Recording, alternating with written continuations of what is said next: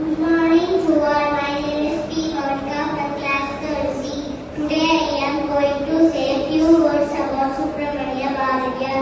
He was a born social reformer and freedom fighter of Tamil Nadu. In 1882, he was born in a town Panchayat called Ettayapuram in Thuthukudi district. He started writing poems at the age of 7. His poems are all about gender equality and women empowerment. He worked as a teacher, then he became an assistant of the newspaper in 1904. He met Mahatma Gandhi in 1990.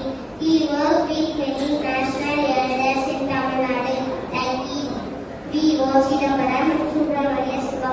My poem, Vande Mataram, Achamillai Anjaya Bharatam. One of his famous poem, Achamillai, Achamillai, Achamillai, Achamendalillai. உச்சி மீது வானிடிந்து வீடின்ற போதிலும் அச்சமில்லை அச்சமில்லை அச்சமென்பதில்லை. Thank you. Kongunadu matric higher secondary school, Nallipalayam, Namakkal.